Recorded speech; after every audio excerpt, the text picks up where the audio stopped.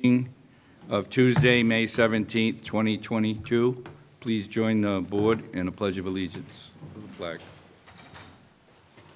I pledge allegiance to the flag of the United States of America and to the republic for which it stands, one nation, under God, indivisible, with liberty and justice for all.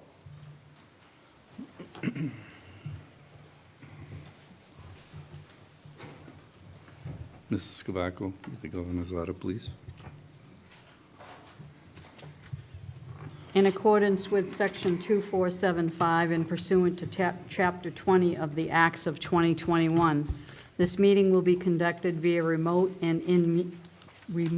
means and in person. Members of the public who wish to watch the meeting may do so in the following manner. Tune in to PAC TV's government cable access channels, Comcast Channel 15 or Verizon Channel 47, and watch the meeting as it is aired live. Or watch the meeting live on the PAC TV website at pactv.org. Members of the public who wish to participate in the meeting may do so in the following manner. In-person attendance, Plymouth Town Hall, 26 Court Street, Great Hall.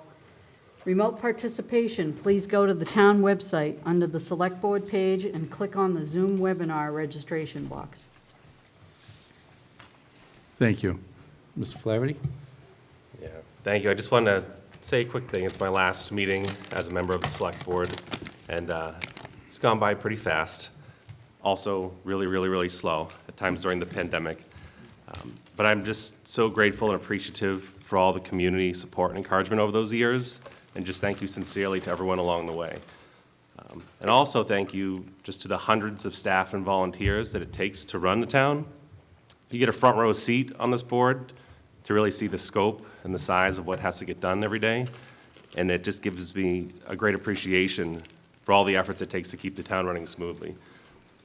But then a really big thank you to my partner, Lindsay. Right there. Yeah, you. And you've just been so understanding for the amount of time it takes to do this job the right way on top of the day job. So really without your support, it would have all been different. So it's been an honor to serve this board and the town. And I wish the new board a lot of success, and the town manager a lot of success, because if they're successful, the town and our community will be successful. So thank you. Thank you.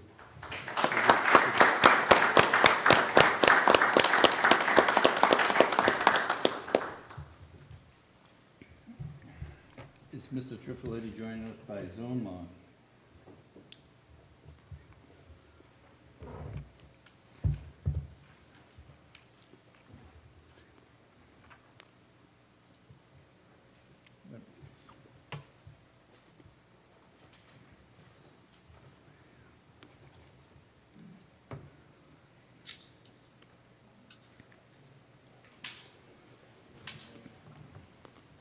Good evening, Mr. Moderator. Can you hear us?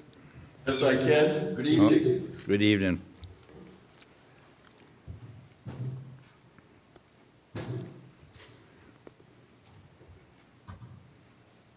Thank you for having me. Shall I begin?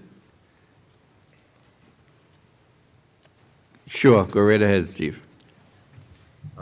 And first of all, I'd like to again to congratulate Patrick Flaherty and his wife for the service for the past 3 years on the Select Board. And I've enjoyed working with Patrick and wish him great success going forward in his endeavors. I'm here before you this evening. I've sent a letter dated May 11th, and I would tell you that I have been planning for the special town meeting that is scheduled in about a month, and I have spoken with the police chief, the fire chief, Barry de Blasio, the Plymouth Disabilities Commission. I've also met with the Board of Health regarding the conduct of the special town meeting. And last week, when I attended the Board of Health, I did receive feedback from the members, and also there was one motion, and that was a motion to conduct the special town meeting in person. That motion was not seconded and therefore the other 4 members in attendance did not support a motion for an in-person town meeting. And so based on my discussion with the Board of Health, based on my own understanding of the current status of the pandemic, both in Plymouth, I received the most recent report of the Plymouth average daily cases, and also being aware of what is going on nationally and internationally. I received an update earlier today that cases are up 57% nationally. And so with the ongoing concern and being mindful of the fact that we have many town meeting members who are seniors, who are more at risk, as well as we have people who are immunocompromised. And finally, because we've had to date 5 successful town meetings by remote participation, I am proposing that next month's special town meeting again be one for remote participation. I would note that a majority of town meeting members do support the hybrid model, which would certainly help us with those people who are seniors who do not want to be in person or immunocompromised. Unfortunately, as your board knows, we are unable at this time to conduct our town meeting by hybrid. However, I can tell you and report to you that Representative Matthew Muratori has presented a legislation at the state level, and it is in a joint committee. I sent a letter of support for the hybrid legislation that's pending, and in fact today I received a response from Senator Feingold, who received my letter of support. He was one of the 2 co-chairs of the joint committee between the House and the Senate. But in addition, of course, as you have set the warrant, we also have our home rule petition for the hybrid model if the legislation filed by Representative Muratori is not acted upon favorably with the legislature. So because we don't have the hybrid model, because of the other factors that I've cited, at this time I am proposing that the special town meeting be conducted using what we've done in the past, the Zoom, webinar, and OTI virtual voting platforms. Thank you. Any questions or comments from the board? Seeing none, is there anyone in the audience that would like to speak to this? Please make sure the green light's on and identify yourself for the record. Thank you. Yes, good evening. Thank you, Chairman and members of the Select Board. My name is Alan Costello, and I am a town meeting member from Precinct 10. And I'm here this evening in hopes of asking you to discard at this time what Mr. Trifoletti has asked you to vote on this evening. I think it's premature to call for a virtual town meeting for the special town meeting June 21st. The data per the Board of Health, which I attended that meeting last Wednesday, is inconclusive by the chairman's own words. It's being difficult to track and not even being reported any longer at the town level. Our children are in the school. Our employees are back in the town hall. Most all town boards and committees are meeting in person. There's no mask mandates in the school, to my knowledge, and that facility at Plymouth North is accommodating musicals and recitals, award shows.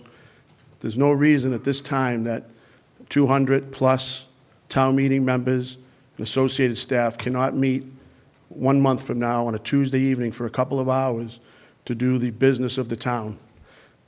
You know more than I do how important this town meeting, the special town meeting will be. And talking about initially a lot of money for a parcel of land, But that's really only the beginning of it. If that is passed, the next warrant article in a future town meeting will be for $30, $40, $50 million for a joint public safety building. So it has huge ramifications. And I think you're putting the legislative branch at a huge disadvantage if you sequester all of us in our different kitchens and dining rooms and home offices. Something of this magnitude for the town, I really think you have to think long and hard, make the tough decision, and put us all in the same room. Let us talk about it, debate it, and vote on it. I think it's the very least in this form of government that the legislative branch should be given that ability to exercise our part of this type of government. So I'd like you to take it into consideration. We can certainly monitor the numbers as we lead up to the 21st, but to just indiscriminately call for a virtual town meeting would be a disservice to the resident and the taxpayer. Thank you. Anyone else wishing to speak?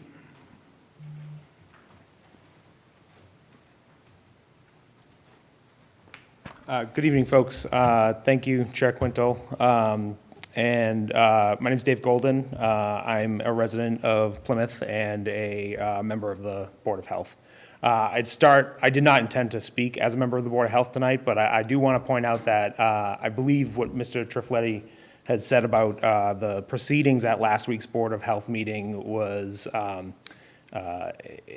intentionally misleading in that although there was a single motion that was not seconded and therefore there was not great support for an in-person town meeting, there was also no motion to have a virtual town meeting, so there was zero support at that point for, at least on the record, in way of a motion or a vote for a virtual town meeting. So I just wanted to clarify that.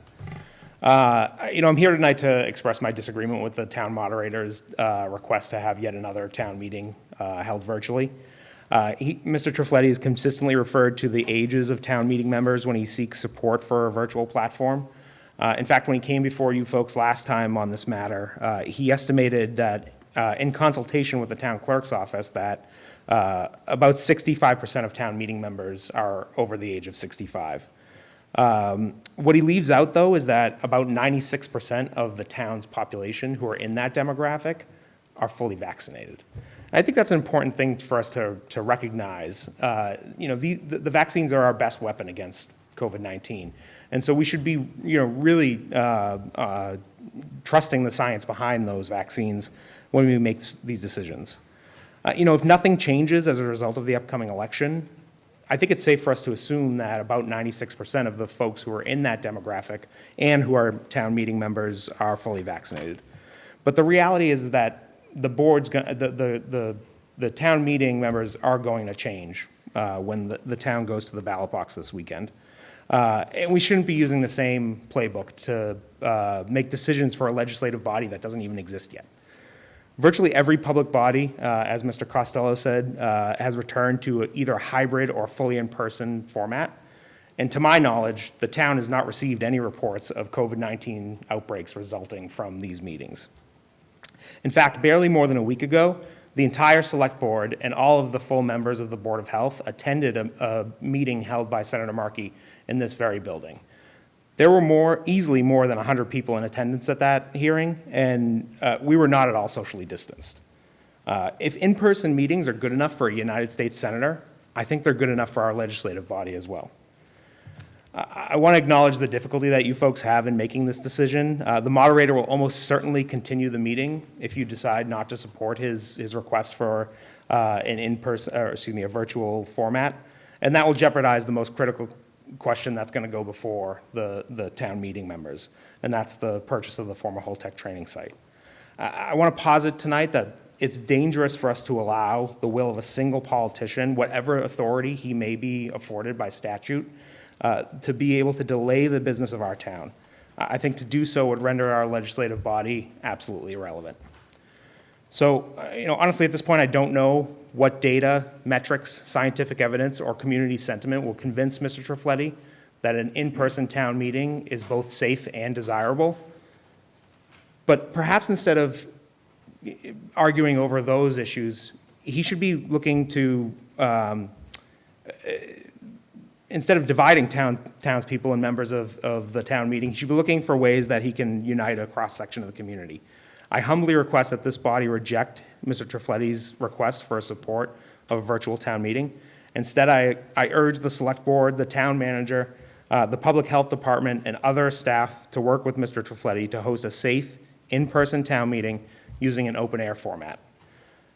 In an outdoor setting with members socially distanced, I'm certain that we can make this session safe for all who wish to gather. Thank you for allowing me this opportunity to speak, and best of luck in making this critical decision. Thank you. Anyone else wishing to speak? Bring it back to the board. Thank you, David and Mr. Costello. One of the issues that I have is that, as we all know, that Mr. Trifletti has the ability to postpone town meeting.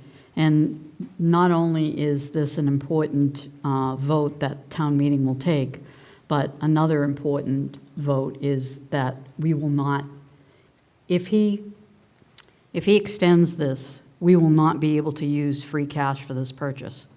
And that's problematic because I think there's over $2 million that we had planned on using. I'm all for open format. I mean, kids are graduating, they're all outside, but I'm hesitant to support something that could potentially end up costing our taxpayers more money because we can't use free cash. And it's an important article, and it's an important piece of property that this town, you know, I know the select board feels that's very important to what we need to do for our town. So I'm a little, I hear you, but I don't want to really take the chance of having it extended and us losing out on, I don't know what it was, 2.3 million, Brad, or something like that? Because we can't use it when he extends it.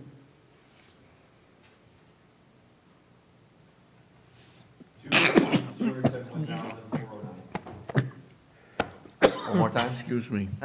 Say that one more time? $2,271,409.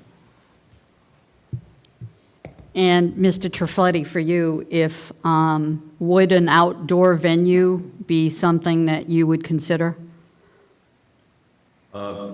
Certainly, I would consider anything, but at this point, Chapter 22 of the Acts of 2022, which allows for the conduct of representative town meeting by rote means, requires that I determine whether it's possible to safely assemble the town meeting members and interested members of the public in a common location.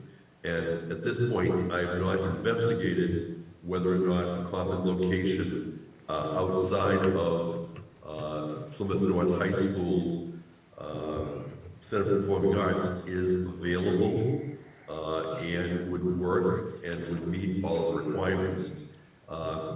In response to one of the earlier comments, it is not premature to be planning now. In fact, it's late in the planning stage, but because this special town meeting came upon us quickly, I've had to act quickly. So I do have a responsibility to lead in this community and our legislature, and based on the information that I have, not only from the Board of Health, but from elsewhere, I agree that the information is not accurate because there's much home testing that's going on that is not necessarily being tracked, but we've demonstrated that 5 times that we're able to do the business of the town successfully, and that's the reason for my request.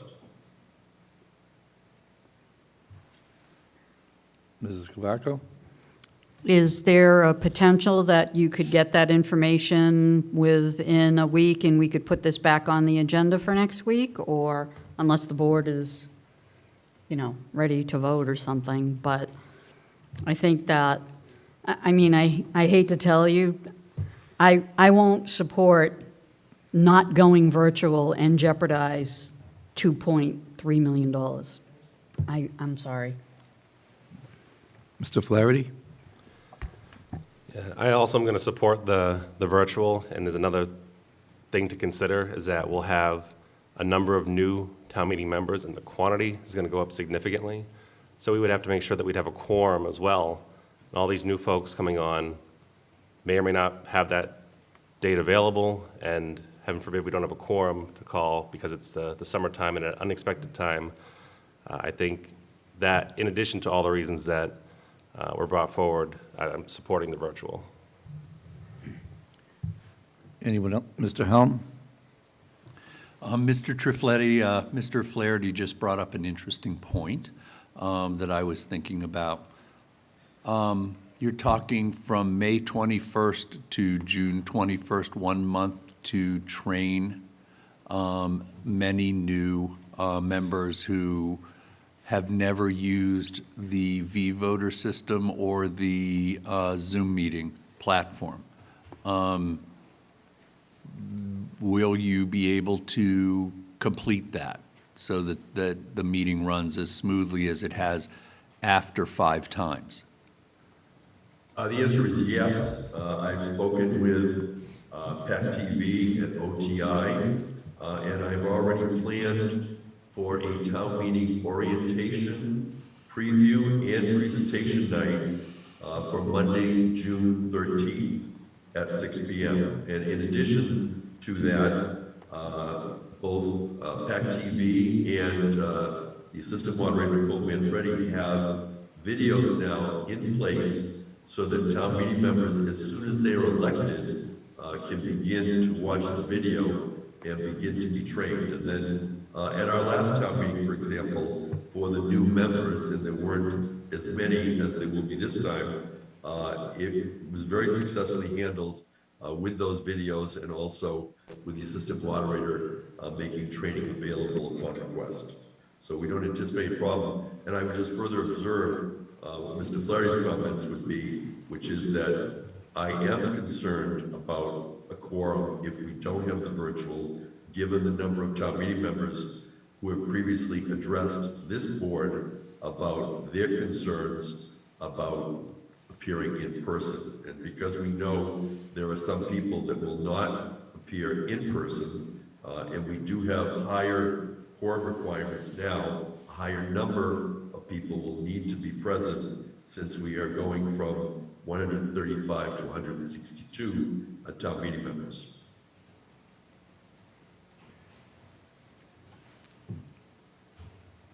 Any other questions or comments? Pleasure of the board. Well, I'll make the motion to take the recommendation of the moderator for a virtual town meeting. Second. Discussion? Was your hand up? Yeah. Yeah, okay. Well, like I said before, I'm not willing to, jeopardize the free cash amount of money that we would be able to use for the purchase that you'll see that we'll be discussing. But, I know how badly people want to be in person, and Mr. Golden is right, and Mr. Costello, that, we were here with Senator Markey. We've all met in person for quite some time now, and I'm hoping that this hybrid legislation or the home rule petition moves forward. And Steve, if you hear anything regarding that, I know they're on recess real soon, so if you would please let us know. Yes. Thank you. Any other discussion? All those in favor? 3 in favor, 2 in opposition. Oh, 4 in favor. 4 in favor, 1 in opposition. Mr. Helms in opposition. Correct, Gary? Correct. Thank you, Mr. Trifletti. Facilities update.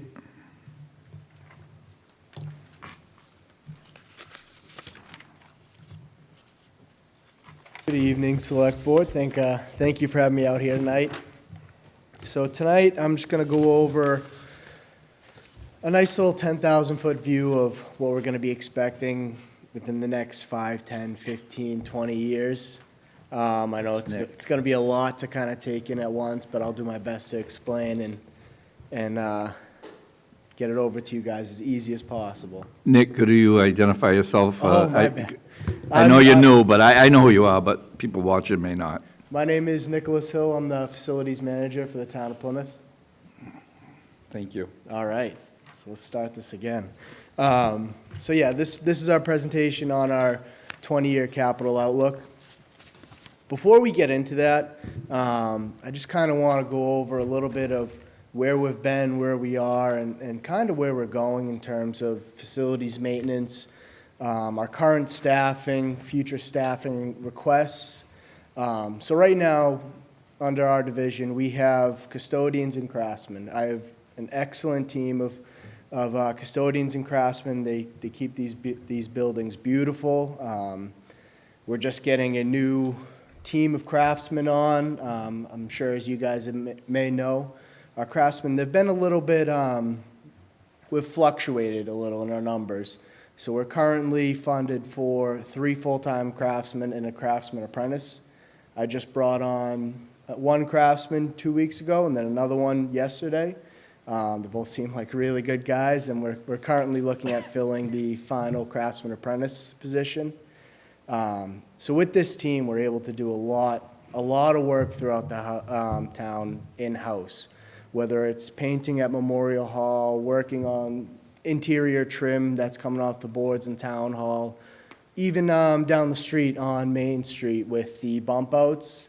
It was my craftsman working on that with a lot of help, a lot of additional assistance from DPW, Highway, and Parks. Even Cemetery was able to donate a guy when we were kind of low. So we're able to do a lot in-house with the staffing we currently have. Now, we do also have 4 unfunded positions that facilities has gone for, so those positions are there. It's for an in-house electrician, general foreman, HVAC tech, and an additional craftsman. And I'll kind of go over that a little bit more in the next few upcoming slides, as you'll see. But a few of the projects we've gone over recently, all the fire station 2 roof replacement, 5 roof replacement. We're currently finishing up the police department roof replacement. The final louvers are going in this week. They're going to be starting that final push. We've been able to do a lot of work in-house, which is great, just keeping up with the town aesthetics, replacing all the DPW doors, DPW kitchen remodel, the extensive work we've done at Memorial Hall, both interior and exterior. If you've gone by Memorial Hall recently, this was a project we finished up, I'd say early fall of this past year. We were able to get all the exterior trim painted, repaired, and I'll go into a little bit more of capital funding towards the end of this presentation for Memorial Hall, so we're not even close to done yet. And as you can see, the list goes on. This list doesn't even scratch the surface of what we've been able to accomplish both in-house and through the use of our outside contractors. We currently have HVAC, electrical, plumbing, elevator, HVAC controls, all under outside contracts that we have the availability to use, and it's huge help with getting all these projects done. As I tell my guys every single day, there's never a shortage of projects in this town.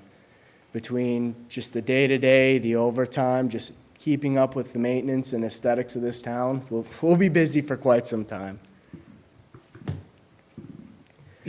So I know most of you may know what Dude Solutions is. It's a software that we use for our capital outlook to track maintenance schedules and to track general projects, whether it's the timeline of a roof, the timeline of a carpet. It's all outlined within that Dude Solutions software, which we've recently found they've switched to Brightly. So it's the same company under a different ownership. And then in each one of these line items for Dude Solutions, now Brightly, we included an expected inflation rate, just because over the course of time, the cost of a 2x4, it's definitely not going to be the same today as it is 5 years, 10 years, 20 years down the line. So it takes all that into account.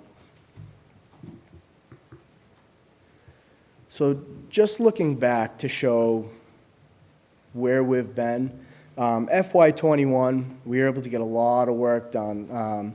This is our entire operating budget expenditure that we had in FY '21. I was able to kind of break it down so it's easy to see between custodial supplies, roofing, carpentry, plumbing, electrical, HVAC, and then all those miscellaneous little projects. I know that's a big number. It was a lot easier to put it in one category. This includes our custodial cleaning contracts. This includes the smaller projects throughout the parks, the Dude Solution software itself. So in FY '21, we spent roughly $800,000 just in operating budget alone. And just with the way we're ramping up and using this Brightly software, we're able to track new projects, things we should be hitting that might be getting swept under the rug if we didn't have it. And it's directly correlated to what we've spent. With a 49% increase from the previous year, in pretty much all across the board, electrical, plumbing, HVAC, everything has gone up. And this will bring us back to those 4 unfunded positions that we have, the electrician, the HVAC tech, the general foreman, the craftsman position. We'll be tracking those positions in the next few upcoming years to see when it'll be financially feasible to maybe hold off on. I'm sorry, Nick. Yeah. Non-funded positions, they actually were funded by town meeting, those 4 positions. A couple, Mr. Costello was the one that made the amendment on town meeting floor, as a matter of fact. So they were funded, so I'm not really understanding why we still don't have them. Okay, and I could definitely get that answer for you. Thank you. So we will be taking a deeper look into when it makes financial sense to have those employees on, because I'd love to bring on as many employees as I can, just so we can keep everything in-house. Well, they were budgeted. Yep. They raised the budget to $180,000 for those positions. See, I don't forget everything. Quick on that, I like it. So I'd like to see those positions Yeah. move forward, so we kind of, our facilities need more than, 3 carpenters, so. But Definitely, and I agree. And like I said, there's definitely not a shortage of projects. So as you can see, just in the past year with a 49% increase, and I know a lot of that is due to unforeseen projects. As most of you may know, the fire station headquarters project, it was a little bit of a mess over there, but we were able to, Neil knows for sure, we were able to get a hold of that. We had a company come in for a complete remediation. Yes. Mr. Brandisi? I just, if I could, and not to interrupt Nick, but I did some research on those positions, and from what I was told, those positions were funded, I think the budget cycle as we headed into COVID, and then there were a series of budget cuts. And part of those budget cuts were to remove those positions that were just mentioned in Nick's presentation, the HVAC technician, the electrician. And from what I understand, those positions have not been refunded since the original budget cuts due to COVID. So we certainly can look into that a little bit more. I don't remember that conversation during the FY23 budget discussion, but again, we can look into that. Thank you. Harry, and then Betty. Mr. Brindisi, I know you weren't in place at the time, but do you happen to know, was town meeting informed that these positions were part of the budget cuts since they had approved these positions? Yeah, that's a great question. As you pointed out, I was not working for the town during the budget cut discussions. That's something that I can certainly look into. But as we all do know, there were budget cuts. In fact, the town had to lay off a number of employees. It would be my suspicion that those positions were made public during those budget cuts. But again, I can look into what transpired during the COVID layoffs and budget cuts. I don't think they were. I don't think we had that discussion, but Derek, my request, Derek, would be to get these positions refunded. And not refunded, but refunded. No, and I think to your point that these positions are instrumental to what Nick and his team are trying to accomplish, and actually what this board had taken a position on years ago when they identified the lack of maintenance throughout our facilities. So I would agree that we need to revisit this conversation. We need to work with the finance department, Director Barrett and her team to identify a source of funds so that we can move this forward. I would imagine though that this conversation will have to take place at the fall town meeting in order to refund these positions. Right. Thank you. All right, so just diving back in, where I left off. So this past year, like, as I said, we did have a huge project over at Fire Station Headquarters, which was something that we couldn't necessarily plan for. Is one of those things we worked very close with Chief Foley on. We were able to go through remediation, complete restoration, pipe sealing. It was a very in-depth project, and that did take up a very large portion of our budget. So we've been kind of working around that, and as I said, with 32 buildings being as old as they are, you can never fully plan for any disaster that's going to happen. We try to the best we can, and with this Brightly software, it definitely helps us refine our edge when we're putting in for those numbers. So moving forward, I've been able to kind of break out our expectancy. This is similar to the 5-year capital plan I gave last April. 0 to 5, 6 to 10, 11 to 15, 16 to 20. And so I know these numbers, they look kind of large and intimidating, which is broken out even further in this slide. But what I wanted to do was show you these numbers and then show you exactly where I'm getting these from. It's not just coming out of thin air. There's a lot of work that goes into these programs. So if you bear with me, I'm going to pull up the actual spreadsheets.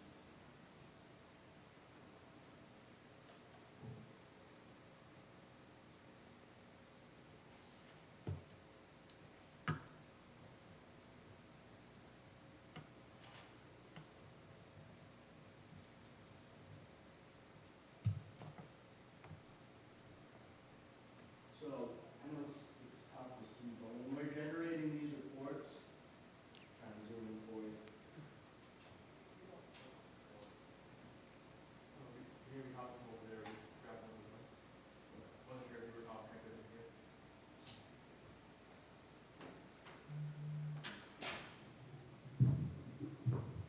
So as I was saying, when we're generating these reports, it brings it out very, very detailed. So we can see in each trade, each section, we have plumbing, parking lot, electrical, HVAC. We can break that price out into every year, further down into the down and dirty raw data. With this program and the reports it generates, I'm able to go to, say I want to iron out a specific building and see exactly in 20 years, what are we going to be spending on this building? Let's just say we're looking at the police station. So when we filter out just the police station alone, we can see from now to 20 years from now, every single line item that was outlined in this Brightly software, what's going to have to be done, whether it's replacing the ductless split system in an office, whether it's replacing a water heater, fire alarm control panel. It's a very, very specific program, and it gives us an extraordinary amount of data that helps me build these 5, 10, 20, 15 year outlooks on how much we're going to be spending. So it is fairly accurate. And we're able to see exactly what the money is being spent on, whether it's electrical branch upgrades, plumbing upgrades, interior construction. It's harder to see this data on this type of graph just because 32 buildings over 20 years.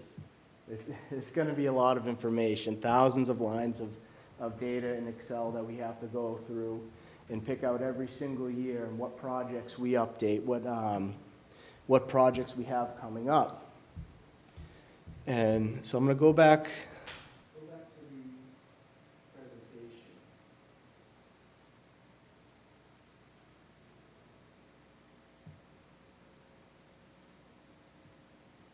So this is, like I said, this is our 1 to 20 year outlook. This is what we're going to be generally spending every single year. And I just want you to know that this isn't a roadmap on. Better? There we go. Now, this isn't a roadmap of what we're going to be spending rather than a guideline to help us figure out where we should be spending our focus on, where should we be putting our budget towards. Which brings me up to what we're going to be doing moving forward. Moving forward, we're going to continue to use the Brightly Capital Planning software, continue to use it to, like I said, iron out what we're going to be going for every single year moving forward. So it's not going to be as much of a surprise when we're going for $5 million or $10 million, whatever is specifically lined out for that year, considering if it does need to. And it'll also be affected by unforeseen capital projects. So over this upcoming capital season, we're going to be going for a lot of Memorial Hall project upgrades. I've been working with Weston and Sampson on Memorial Hall for replacement windows, HVAC system, boilers, a adequate generator to power the building so we can possibly use it as a shelter. Because we found out the hard way this past year that the generator wasn't sized correctly to handle our HVAC system. So it's all those little projects, all those unforeseen projects that we have to try and account for that will affect the capital outlook, but we'll try to manage those as best we can. And finally, it'll affect our general operating budget requests year to year. As our future growing needs grow, we're going to need more capital to fund these projects, to take care of these buildings, and just maintain the day-to-day aspects of the town. And that concludes my presentation. Thank you for having me out here today. Thank you, Nick. Mrs. Scavacco? So, and this is probably more for Derek than it is for you, Nick, but I appreciate your presentation. Derek, you know, we have a significant amount of money that we have to lay out here. So one of the things I know myself, Harry, Chairman, we've all kind of discussed the meals tax and when it sunsets. And is there a couple of things? Are we at the max for the meals tax? And another thing is that we get a certain amount of meals tax every year and it pays the mortgage, which I think is 1.8 million. So what do we do? Can we earmark the excess above that mortgage payment that we have to pay? Because not only are these town buildings, they're already talking about the necessity to build a new elementary school in North Plymouth. So I'm just trying to think of ways that maybe we can offset some of those costs. I don't think anybody wants an override. I don't think anyone wants to do any of that. But we've got millions and millions and millions of dollars here that, I mean, that's a lot of money to burden our taxpayers with. That's a great question. From what I understand, we're really at the margins as far as our meals tax and having to make that, that debt payment annually. I don't think there's much remaining from what we're collecting from meals tax right now. It's something that I could certainly look into. But even if there was a small balance, I do think it's small. It probably wouldn't have much of an impact on what we're talking about here tonight. But that's something that we can look into and get back to the board on. But let's just pretend that there was a large sum of money. We could follow the same pathway that was created years ago when they created the pavement stabilization account, or the stabilization account for pavement management. So where they use the excess from excise tax to put into a stabilization account for pavement management. So, I mean, that's certainly an option. There's different ways, creative ways to do that. But we have to look at exactly how much money is available and after we make that payment. And is there something that we can possibly do ahead of schedule and deal with the sunset of the meals tax? Yeah, so I do believe that that's something that we should explore a little bit more. I believe if we were to lift the sunset, we could potentially change the special act and put some of that money towards buildings rather than just fund it directly for town hall. So, yeah, that's something we could explore, but that would take some legislative action. Okay. Mr. Allen?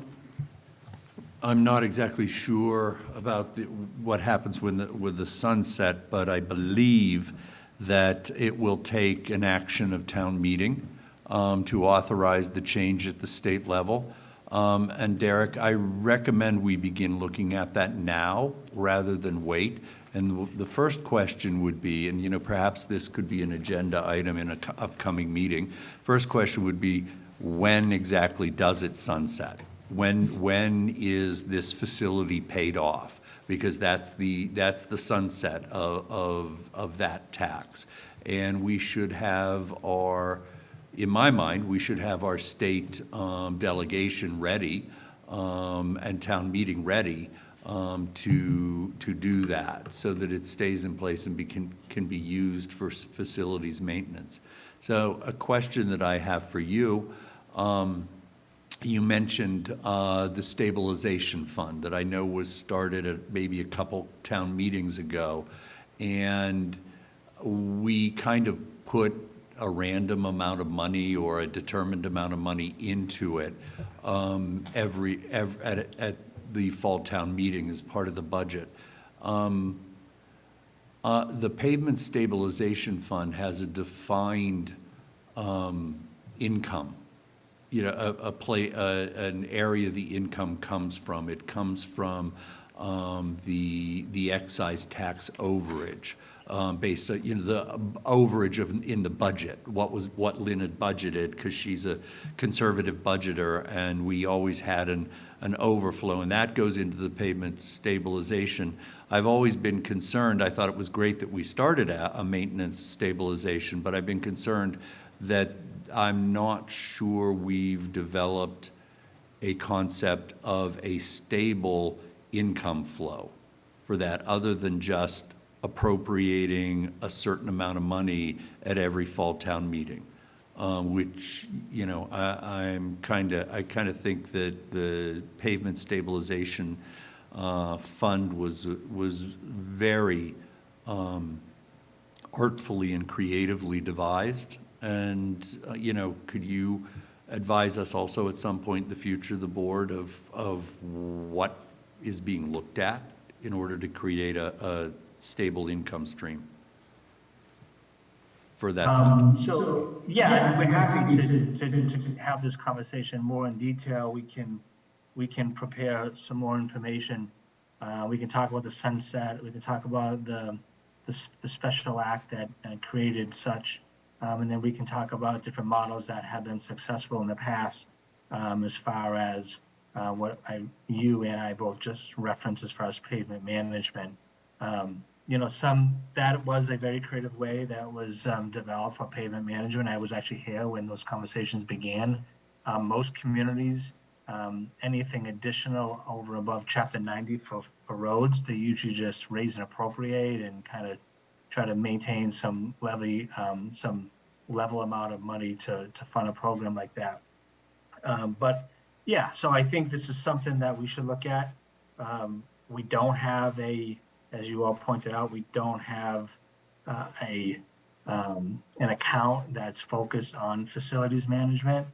And so we need to have those conversations and figure out another creative mechanism to develop that account so that we can maintain our buildings in the future. Like they say, let's not be a penny wise, pound foolish, by not putting money into prevention. And this is, I think, really what we're kind of driving at here this evening. So one of the prime reasons why I actually came over from the school side was because the town drastically needs a long-term capital plan. And that is something I am actually extremely excited about, even though the numbers aren't going to be great, as we know. Both the town and school need significant capital improvements. And this is a first step in that, but it's a long-term process. But as Mr. Helm, you mentioned, there's a lot of areas and avenues we can use to fill that. But until we map out all of our exact liabilities, that's when we'll start putting the resources behind it and kind of creatively thinking how we can best allocate. So that is on my radar. HR is, a new person is starting on the 30th, I believe.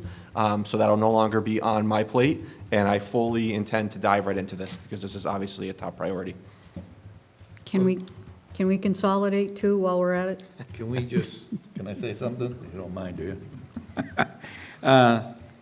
That's right where I was gonna go next. And the problem with the presentation, not a problem, but where I see the disconnect, and Betty's correct, even if it's not consolidation, because we kind of see where that went.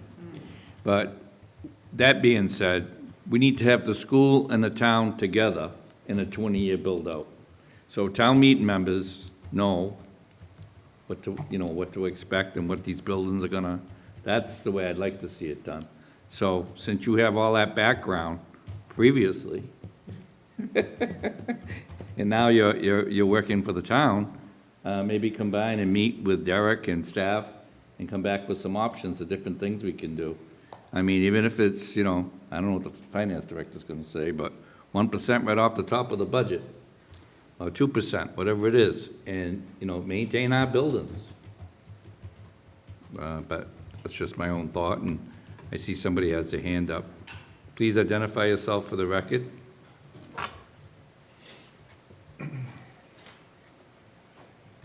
Steve Lyden, I appreciate your presentation tonight, and Sheila, you too.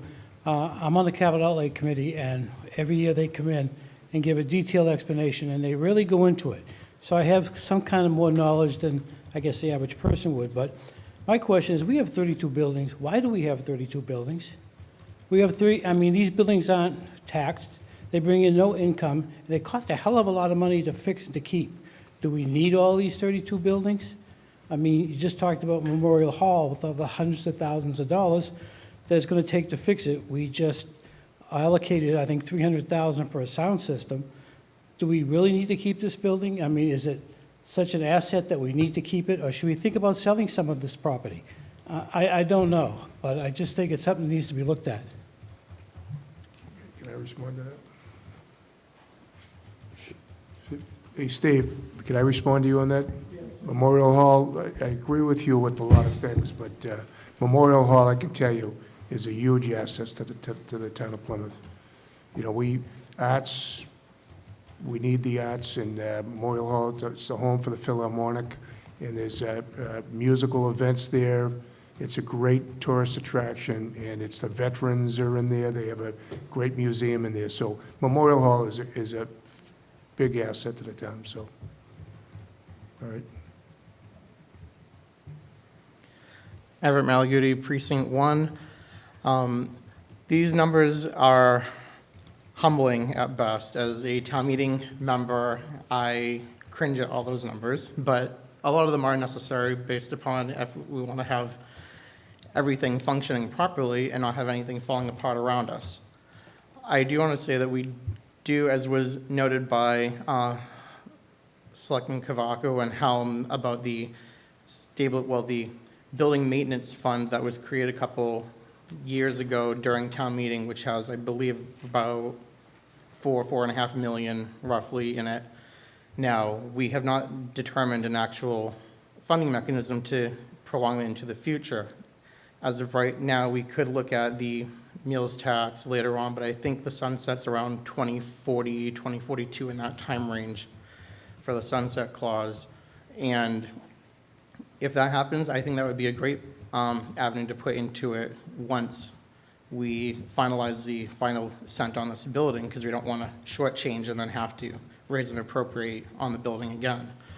I do think that there could be a look for other funding in the meantime before that sunset clause, and we can divert the money that way, that we should probably look at other accounts that the town has that are from revenue raising that other departments use as well. If this department, like say, and I don't want to put them on the spot, but say recreation has certain buildings, or marine environmental has certain buildings that they get revenue from and all that, could there be a portion of those funds dedicated toward facility maintenance that either goes into this fund or can be pulled by Mr. Hill during budget time for town meeting, that could then be used as an offset for it, instead of just looking at it as one comprehensive fund, but it's many avenues that are sharing in the pot combined. I believe that is probably going to be a better opportunity for us, so that everyone has skin in the game for this, and that it's not just one looking for the other to do everything. Thank you. Thank you.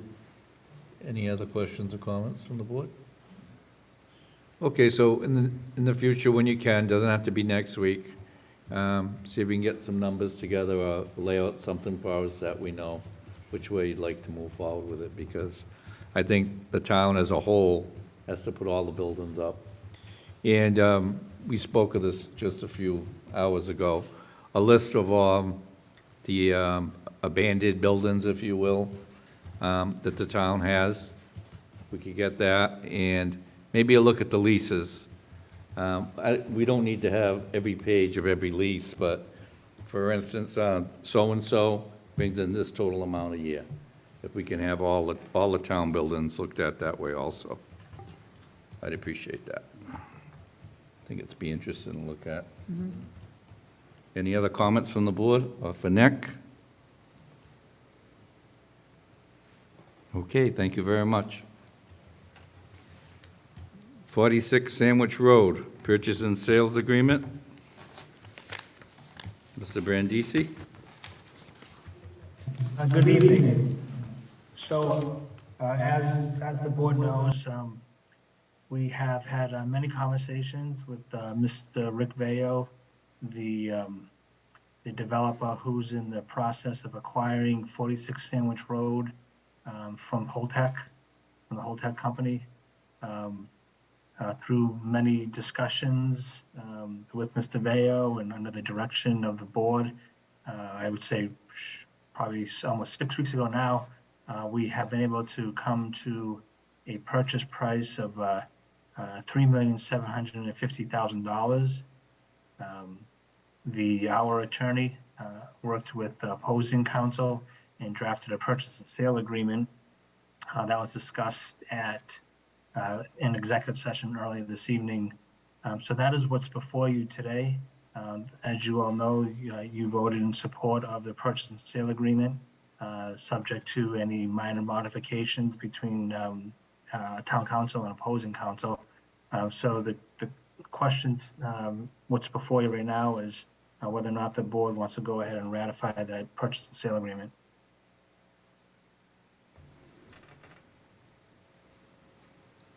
Questions or comments? Well, it's a pretty significant facility, and I think it's important for our infrastructure, police and fire chiefs have both weighed in on the, the options of the property, and they are both in full agreement that this is an important piece of property for the town to acquire. So with that, I'll make a motion, even for discussion, to accept the purchase and sale and move forward for town meeting. I'll second the motion for discussion. Second, discussion? Mr. Helm? Mr. Brindisi, I believe you mentioned in in executive session that there was an appraisal. Yes, there is an appraisal, which we just received today. Give me 1 second, I just want to give you an exact number. So we actually just received the appraisal today. Mr. Bill Cohen was working with one of the appraisal companies he typically works with. They moved quickly and got us the appraisal in time for this evening's meeting at a total appraised value of $4,350,000.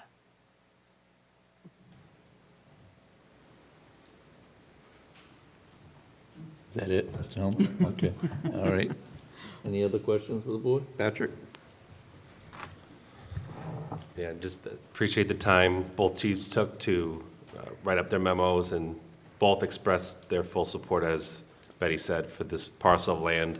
And we do know that, of course, this has to go through town meeting.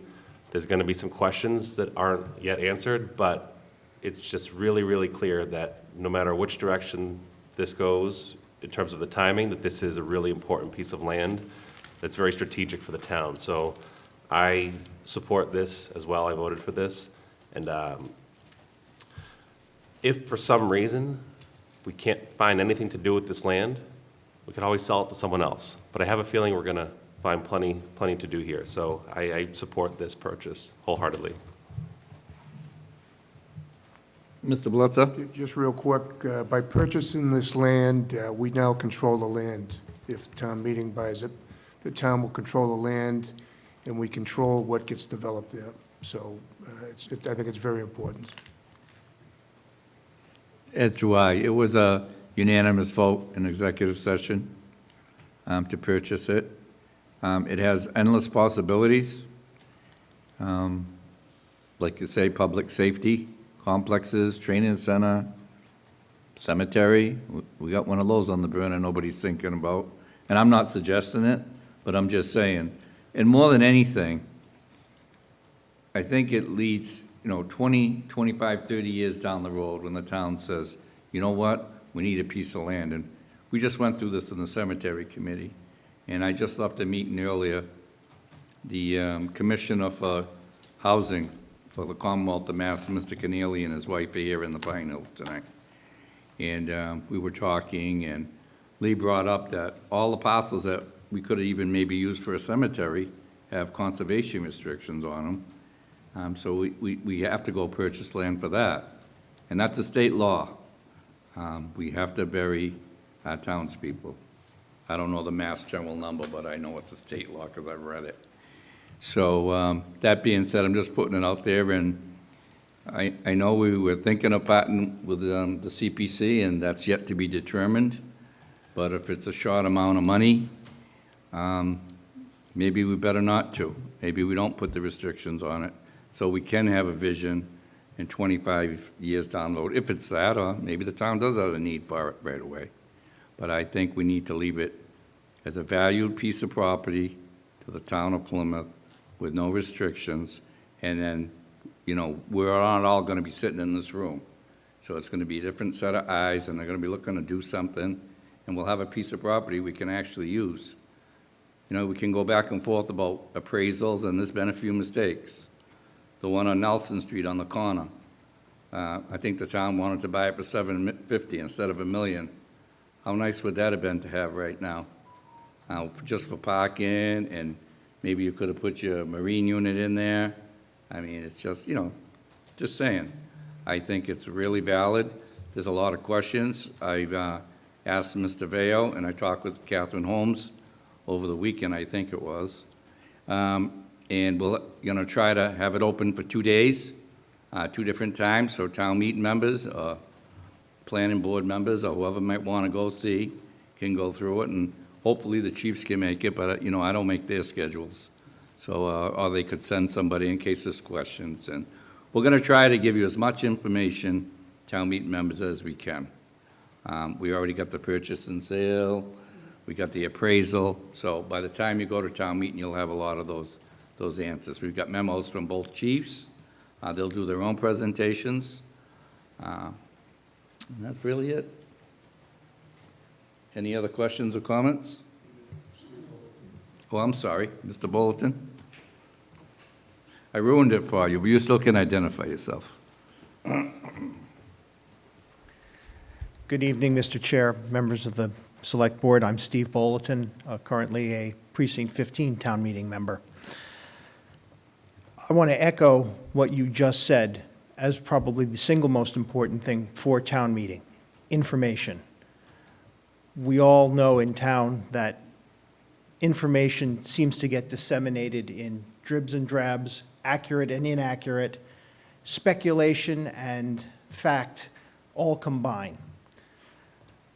It will be an unusual circumstance coming this Saturday when we have now 162 town meeting members, 20% of whom did not run for town meeting.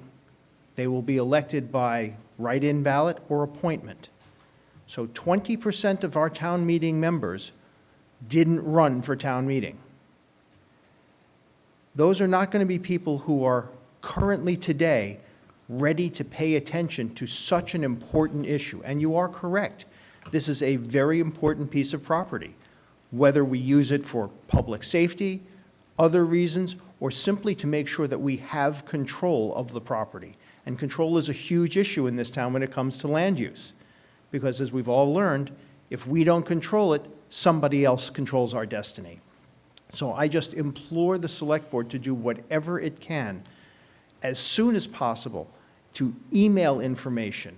Make sure that everybody who's elected to town meeting gets a notice that says, town meeting, special town meeting, the 21st, here's the warrant articles, here's the information. Make sure that they get it repeatedly. If you don't beat them over the head with it, some people are just not going to be paying attention. And this is far too important for people to walk in last minute trying to learn what needs to go on. I applaud the fact that you're opening the building up. It's an interesting facility, to say the least. I truly applaud the fact that you're going to have our public safety officials participate. I look forward to seeing those reports. I've heard about them. I actually haven't even seen them yet myself. I think these are the essential facts that our town meeting members need in order to make an informed decision. Thank you very much. Thank you. I'm sorry, Mr. Cirque.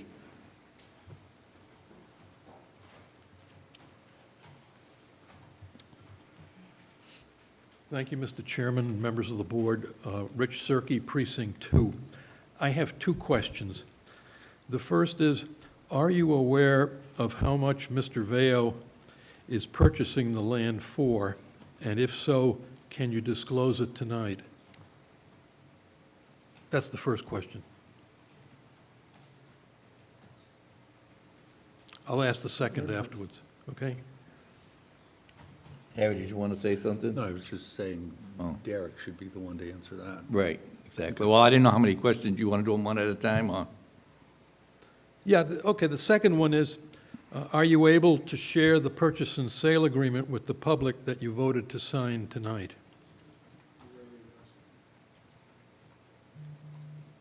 Derek will answer that. Mr. Brandisi, can you answer Mr. Cirque's I'm happy to answer all those questions. Okay. As we discussed, and I think Mr. Veo was in the room the last time this subject came up, from what we understand, Mr. Veo is acquiring the property at 46 Sandwich Road from Holtec for $2.3 million. That was stated to us verbally. We've never seen their purchase and sale agreement. That's between two private parties, but we haven't seen it. And then your second question was, I think, was relative to the town's purchase and sale agreement with Mr. Veo. And yeah, that's a public record, public document. Once finalized, we certainly can provide that through public records requests. And when do you expect it to be finalized? I would expect that we could have, again, assuming I assume the board is gonna come in and give a wet signature to this. So based upon their schedule, I would hope by the end of the week. Thank you very much. Anyone else wishing to speak or ask questions? Seeing none. All those in favor? Unanimous. Article 2. Mr. Brandisi.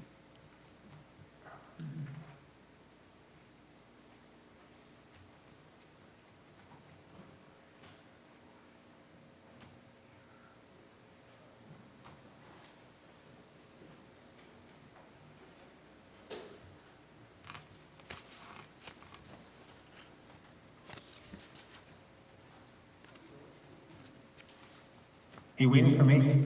Yes. Oh, okay. I wasn't, I'm sorry, I thought you were looking something up, Derek. no. I just, I guess I was taken off track. I didn't realize that you just voted on Article 1. I thought we were discussing the person's sale agreement. Okay.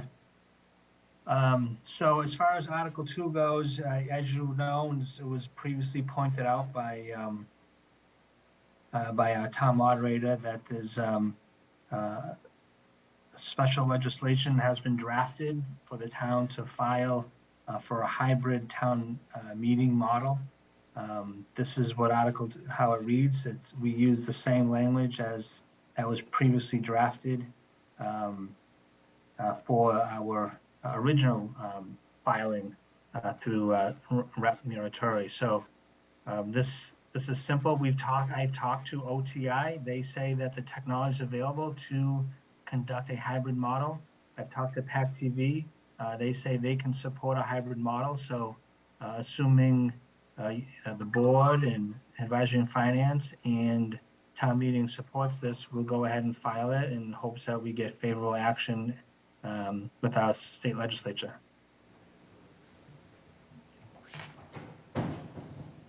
Mr. Helm? Just for clarification, Mr. Brandisi, what exactly are we filing? Since we have some legislation already that Mr. Muratori has filed, what are we filing? Just so that the people watching will know. Right, so the difference is Rep. Muratori filed legislation for hybrid town meeting. Now, because it wasn't at the time, it was done kind of in a quick action. I think it was done this past March. That wasn't specifically for the town of Plymouth.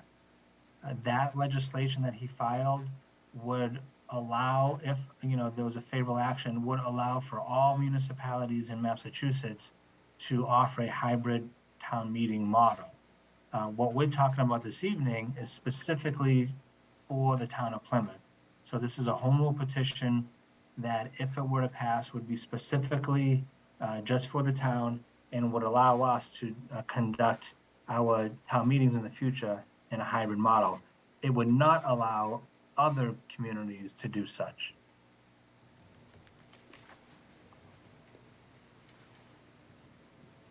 Any other questions from the board? Need a motion? Motion to approve Article 2, special town meeting. Second. Discussion? All those in favor? Unanimous. Article 3. Chief Foley?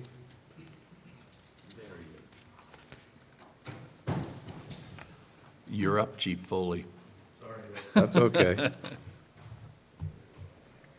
we talking about the tower? Yes.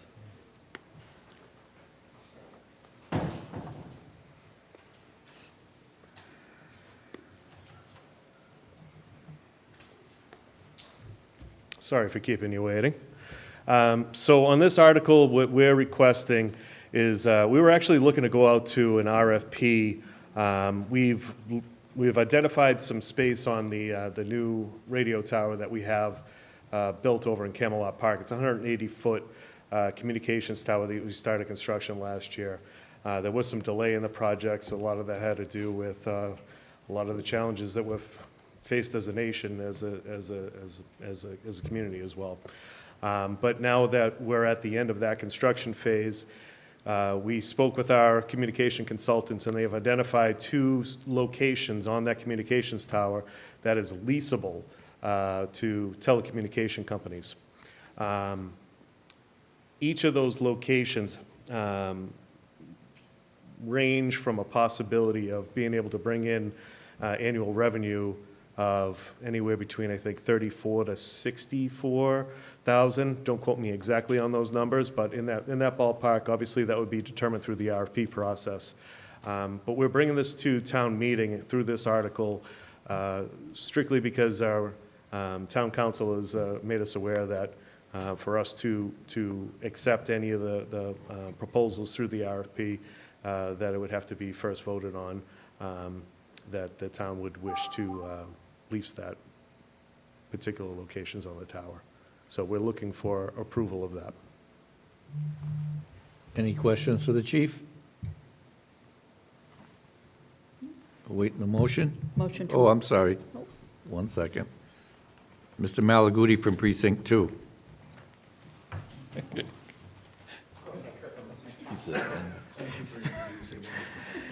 Herbert Malaguti, Precinct 1 currently to Precinct 2 within a matter of days.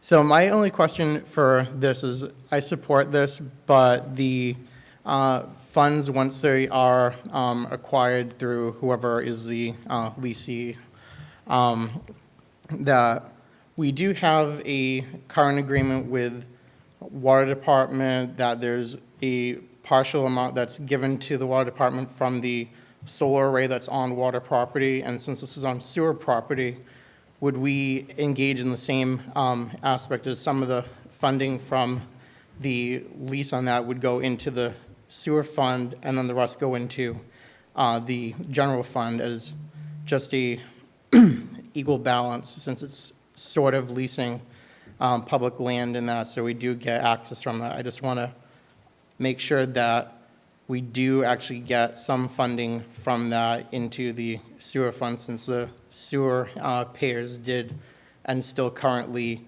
operate and fund the maintenance and grounds of that. So I think that there should be some teeth that allow them to get up. It's not going to do really anything to lower rates or anything like that, but I think that there should be equal standing on any platform when there is other departments or other enterprise accounts that have similar operations, that it should be part of that as well. Thank you. Thank you. Anyone else wishing to speak? On that, bring it back to the board. Motion to approve. Second by Mr. Blitzer. Discussion? All those in favor? Unanimous. Thank you for the support.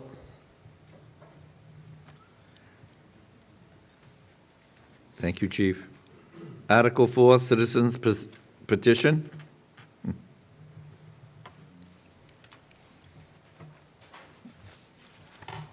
Good evening. Hello, Mr. Parker. How are you? I'm well. I'm well, Dickie. How are you? Thank you. May I proceed, sir? Absolutely. Thank you. For the record, my name is Randy Parker. A group of us gathered signatures over a long weekend. The text of the petitions, the narrative provided to you have been well distributed. I don't feel any need to read the petition or the narratives into the record. I'd rather, if you have any questions, comments, debate, that we address intent and interpretation.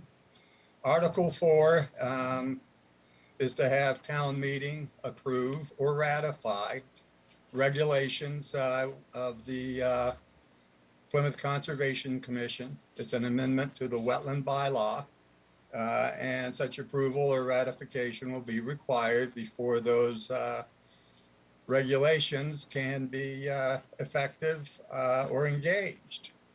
Article 5 is the grandfathering of lots when it comes to wetlands in a parallel, and is the case, as is the case with zoning. So that little bit being said, I would turn it back to you, Mr. Quintal. I have my narratives. I have everything I need to answer any questions that you all might have. Thank you for your time. Thank you. You're welcome. Any questions for Mr. Parker on Article 4? Mr. Helm?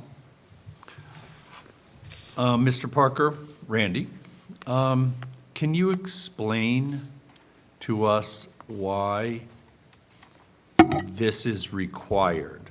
I mean, I'll give you what I think you're trying to address.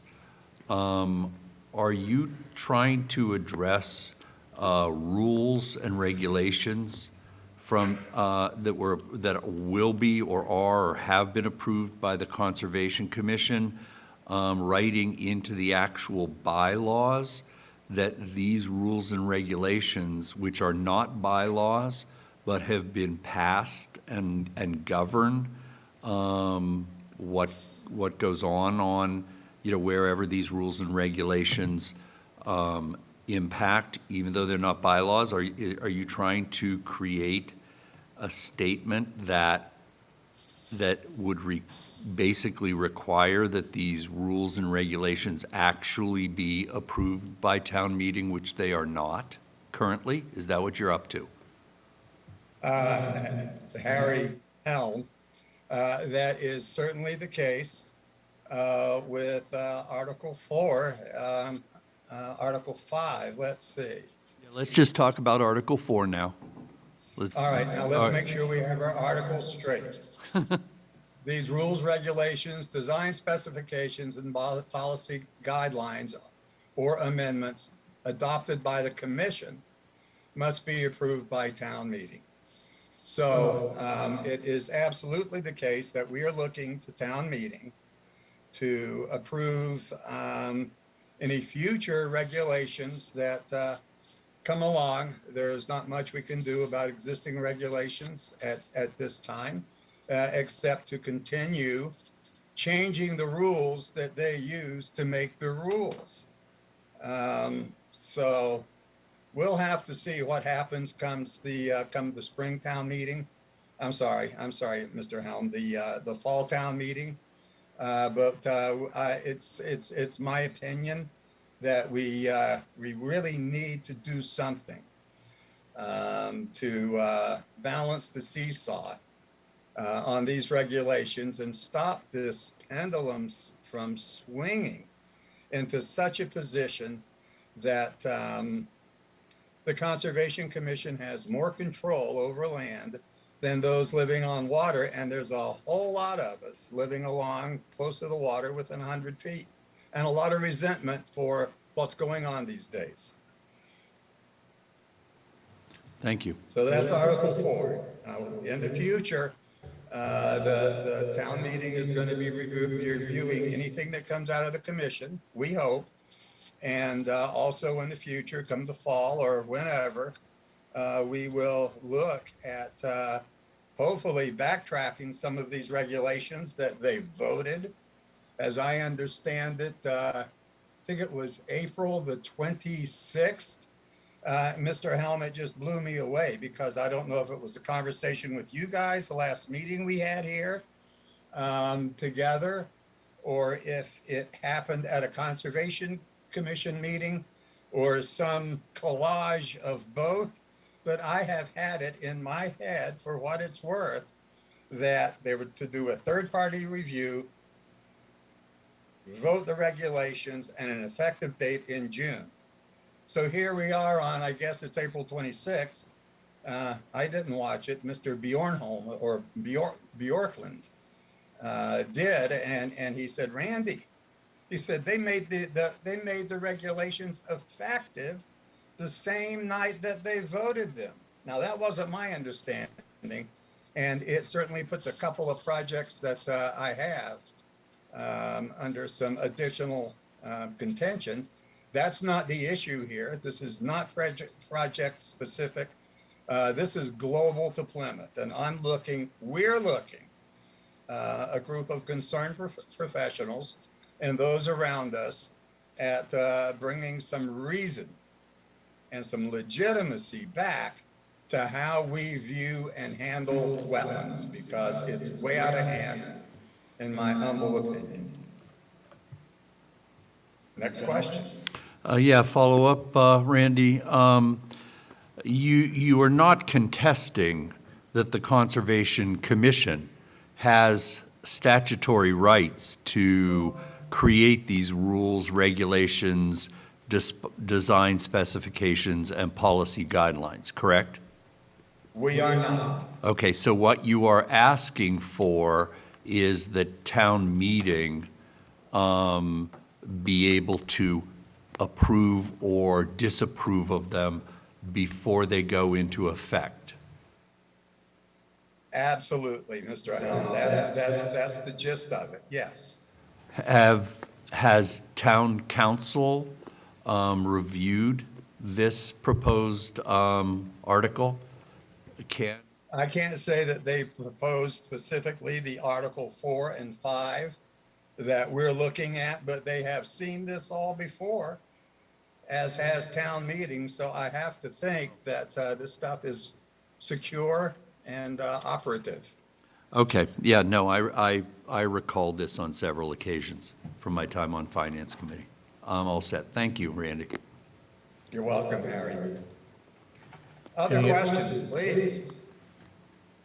Mr. Flaherty?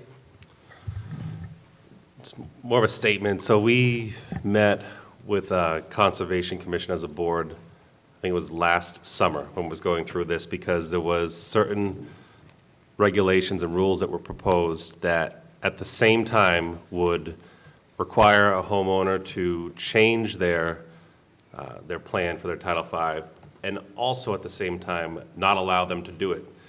So when I saw that, that's when I know a lot of people came forward and had concerns because of their property, and the ability to sell it is compromised if you can't pass your Title V. So that was the one item that I was really adamant about. And then sometime between then and now, that was reworded, then it was out, then it's back in again. So it seems like this is sort of bounced around, and something that significant of a rule or regulation, I do think should get a look from town meeting. And I know this was brought forward a few years ago at town meeting, and it went through that whole process in the vetting. And I guess my one question for Randy is that this language as proposed here, was this the same language, if you recall, from a few years ago when it was voted down at town meeting? Exactly. Perfect. It is exactly the same language. Say that, although the work of the Conservation Commission is critical for our town for a number of reasons, there's certain things that rise to a level that affect homeowners that really need to make sure that they have a ability to have a second look at. And this is one of them, and that's my example for that. Thank you so much. Any other questions? Pleasure of the board? A motion to approve Article 4. Oh, Nope. Excuse me. Sure.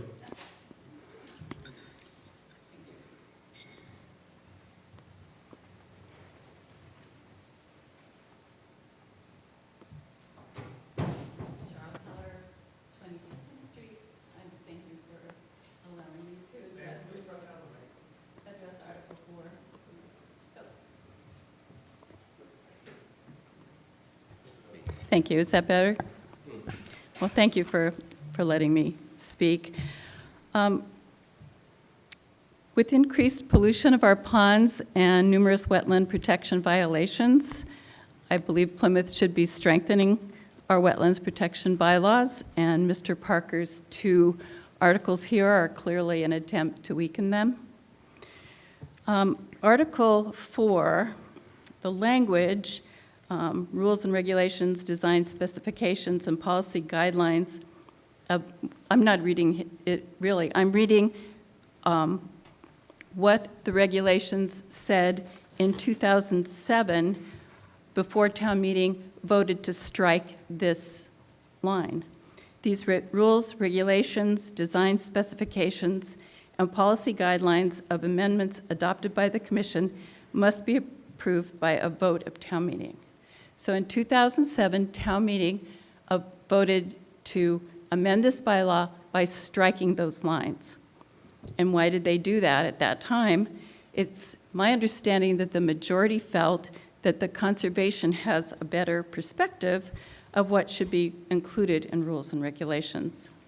Town meeting members, it was said, don't have the time or inclination to focus on the minutia of these regulations, and they felt it was more appropriate for the commission to set their own rules and regulations. As Mr. Parker mentioned, just last month, the commission adopted updated Plymouth Wetlands Protection Rules and Regulations. This was a process that happened over many years to update these, and I believe the commission held multiple public meetings to invite comments. They discussed those comments, and they incorporated the comments offered by the public. In fact, it's my understanding that the Select Board asked the Conservation Commission for a third-party review. I think that's what you were talking about, Patrick. And this review did happen by the town's legal counsel, as well as consultants from an environmental firm and an environmental law firm before they adopted those regulations. They were very open in this process, and my experience of just a few of the Conservation Commission meetings I've attended, that when homeowners, including some of Randy's clients, come to the Conservation Commission, they're pretty generous with how they bend the current regulations to meet those homeowners' needs. That's what I have to say about Article 4. It seems to be working well since 2007, and I would ask that you, as was mentioned here, get the advice of town council on this, and at least hear from the Conservation Commission before you vote to accept or approve this article. I'd also like to talk about Article 5, but I'll wait if you want to vote on Article 4. Anyone else wishing to speak on this article? So we had a first and a second? We did. Discussion? Mr. Helm? Yeah, 2007 was 15 years ago.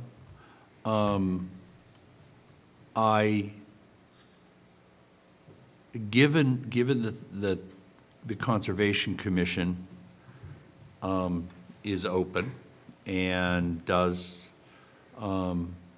listen to the residents when they are creating these rules, regulations, et cetera, I see no reason why the Conservation Commission should be concerned if town meeting has to agree to adopt them into the, agree to adopt them.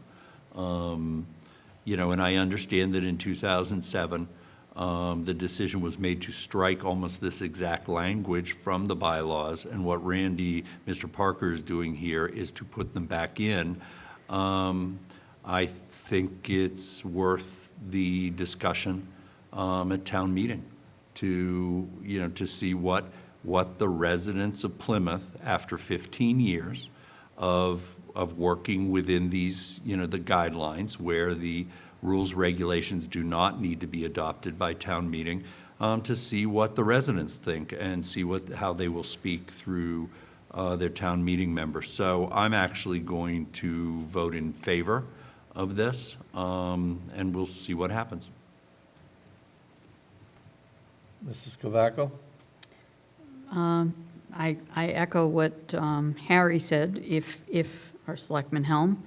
I mean, if the Conservation Commission is so open then the discussion that town meeting has shouldn't really alter their decision. I know that we did request a third party. I haven't heard, unless I was not here, I haven't heard them come back to us with that third-party finding, or have any discussion, and they just implemented these rules before that process happened. So, I mean, town meeting is the one that makes all the decisions, so I have no issue supporting this moving forward. Any other questions from the board? Comments? Calling for a vote. All those in favor? Unanimous. Article 5. That would be me again. For the record, I'm still Randy Parker. I think this time I'll read the text of the petitioned article.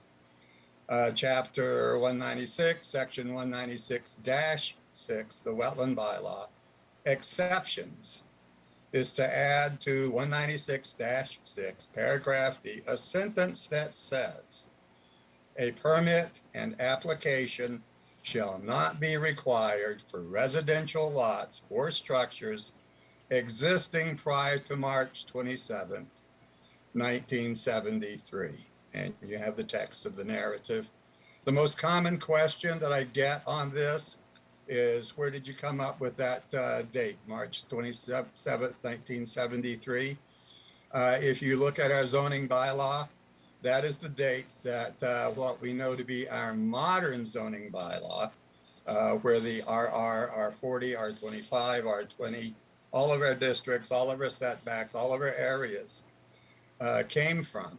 So by using that date, we're able to tell really pretty much at a glance, and by virtue of determination by the zoning department, whether a lot is small enough and old enough to be considered for this particular exception. And the problem we're running into, we were already running into before they revised their regulations to include what I asked them not to do, a 50 to 100 foot discretionary buffer wherein no building can occur unless there is no practicable alternative at the mercy of the Conservation Commission.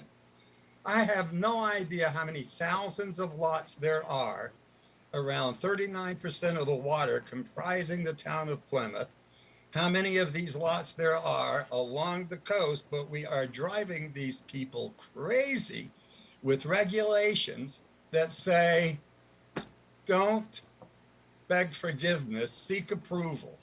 And you can go in and you can ask the question. My daughter wanted to put up a pergola for her hammock. I sent her the request. This is what we're going to do. No response. So we did it anyway. It's out of hand. I'm sorry. I mean to be respectful, but after 10 years of dealing with this, I'm a little frustrated myself. So I appreciate your tolerance. We need the stakeholders review by town meeting that you voted for on Article 4. And we have got to have some sort of protection from these little lots. You cannot tell somebody living on a coastal bank with a seawall they can't move a paver because it's within 35 foot of the top of their bluff. I've had enough. I should shut up. Thank you for your time. I'll take any questions you have. Questions from the board? Did you want to speak to this? Yes, thank you. Okay.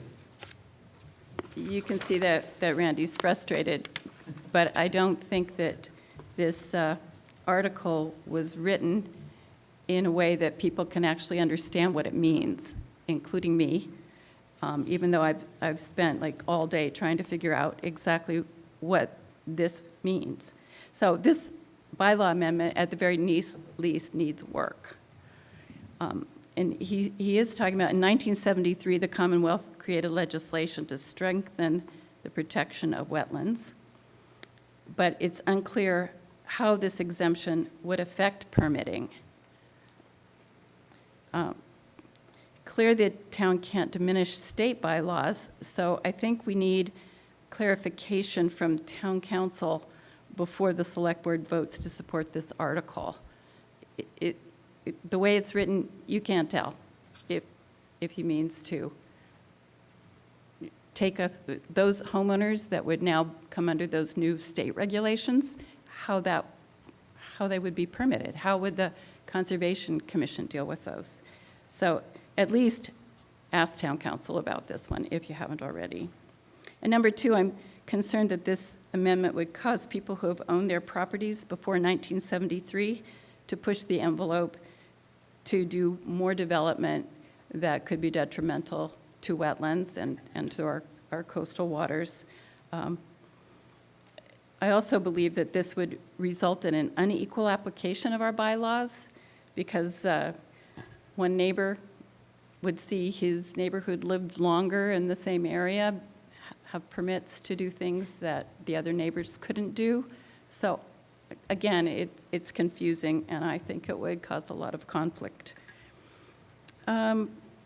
Lastly, I'll just say the Conservation Commission tonight could not be here because they're involved in hearings, and I'd again ask you to refrain from voting until you can either get clarification on what this bylaw means and how it would affect permits in the future, and until you've heard the Conservation Commission's response to these two articles, especially since we've already voted on the 4th.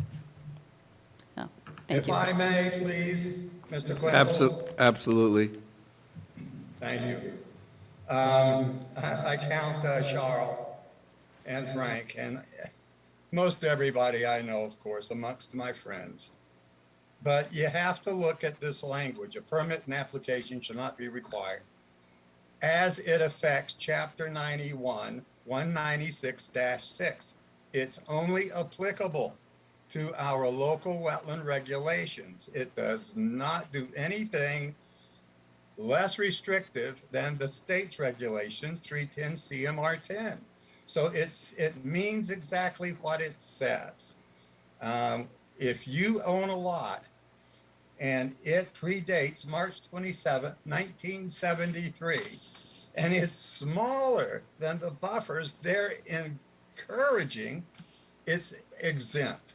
So it's at no more risk than the rest of the state for this land, and we get to be treated like people again. Thank you. Any other questions or comments? I'm sorry, go ahead, Pat. Thank you both for your comments. I mean, I saw Article 4 as being able to take a second look at changes to rules and regulations, which we know don't happen very often. And I don't think town meeting should be involved in the approvals or down to the granular level of any particular project. But I think it is a good check for when changes are made. This is making an exception to those rules and regulations, Article 5. And I don't support this one because, one, for the reasons that Charles brought up, but also we have the rule book to go by. And there's an equal playing field for anyone to use those rules and regulations. And I don't feel that this creating an exception is in the spirit of what the rules and regs are meant to do.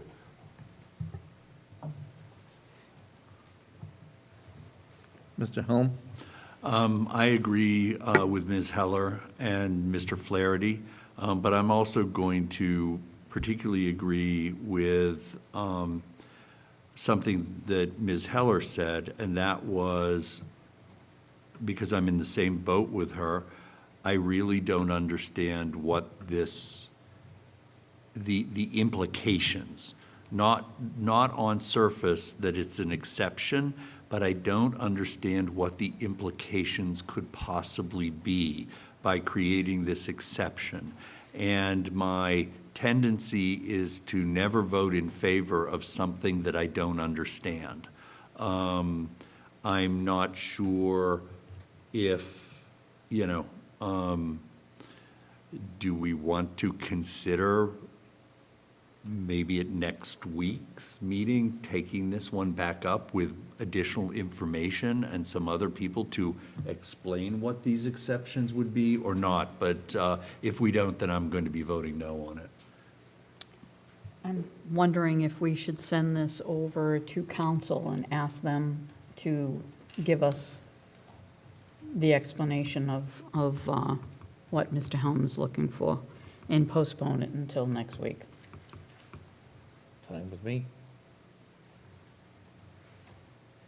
I mean, they all go to town council anyway, but you want to see what they say before. More detailed, yeah. Yeah, I would All just right. like to, I would like to know, not the statement, Randy was quite clear that this is an exception, but I would like to be able to understand as best as anybody can, given that you never know the true implications, but what are the potential ramifications of this exception?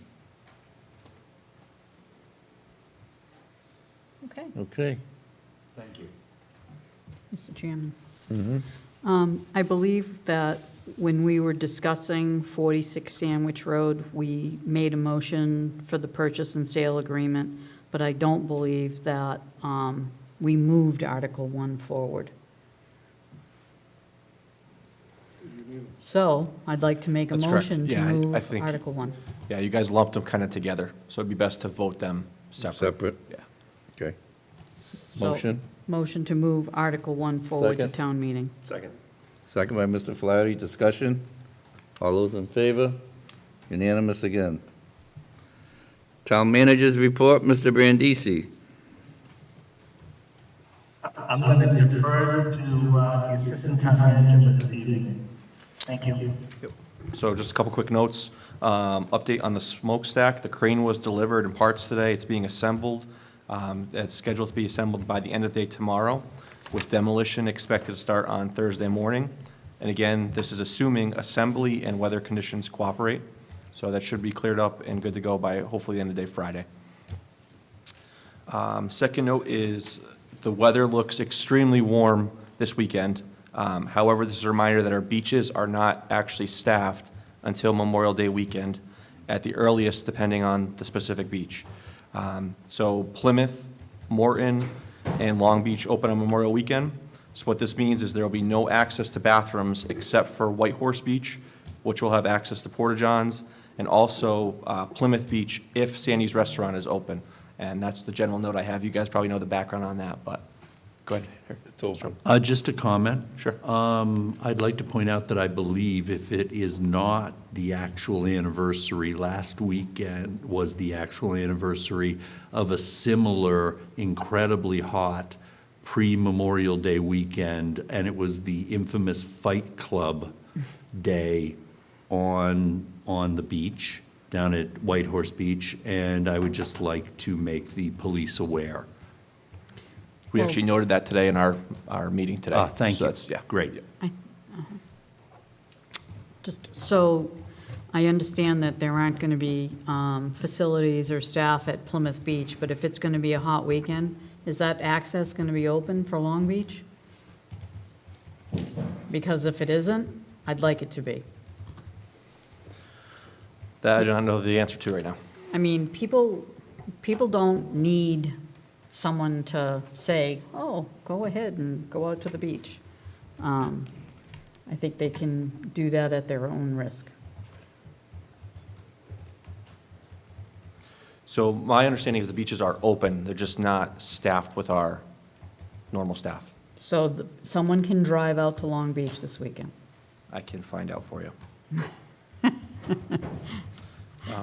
With that, also, just to note that, I shouldn't have to say this, but we have to, please remember to take out what you carry in. That's the last thing we want, is things floating around on the beach and the beach areas. Third note is, as a reminder, some precinct voting locations have changed. We have posted this information on our town website and the Facebook page, so please check that out if you're unsure where your voting location is. The fourth note is, I'd like to thank Mr. Flaherty for his 3 years of service on the board. While Mr. Berdizzi and myself have only been on here kind of for a short-term time, we've enjoyed working with you and wish you and your family the best. And we hope to see you active again on future boards, whatever it may be. So, thank you. Thank you. And the last note is just good luck to all the candidates running for open positions this weekend. And then, Mrs. Kavako, I will get back to you. Thank you. Yep. Anyone wishing to speak on the public comment?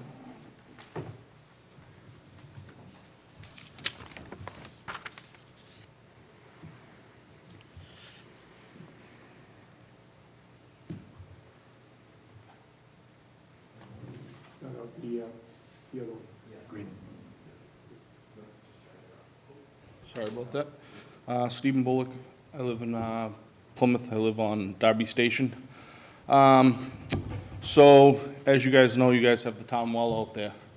I'm sure you do not know, this will go well with facilities, that for the past 7 years, the generator does not work. So, and I'm sure you also don't know that for the last 3 days, you had no power to the well. Did anybody on this board know that? Okay, so I'll go further. So 3 or 4 months ago, we had a storm, we had power out. Eversource comes down, they tell us, private poles, we're not responsible, we're not fixing the power. You have to find a private company. Well, you guys found out on Saturday afternoon, about 3 o'clock. Tree came down, well goes out. Last night at about 9:30, they got the well up and running. There's more to it. I've gone to engineering and told them about the poles, because Eversource told me where the town's the last power hookup, that they should be the one that should take priority and get the poles taken over out of private poles to Eversource poles. Nothing's been done. I never got a phone call back. But once again, people not doing their jobs and carrying through when a resident gives them information, very important information. You guys always talk about the town wells. Well, guess what? You didn't have power to the town well for 3 days. We lose power down there, which is fine. Live in the woods, understand, probably 10, 12 times a year. And in those 10 or 12 times a year, we don't have power for probably 3 or 4 days. So that means the town doesn't have power to the well for 3 or 4 days. And I'm sure nobody is aware of this. Okay? So we can go back further as well when the town bought the bogs out there. The town has an easement from the 5 people on the road for the well. We were never notified that the town was buying the bogs and making those walking trails. In my eyes, the town really doesn't have rights to bring people on my property without coming to us and changing the easement to allow people on our property, which we all own, that we give the town an easement for the well. And I think that's pretty bad that the town couldn't come to us as owners of the road, which we give the town an easement for the well, which now are advertised as walking trails, which bring people down the road.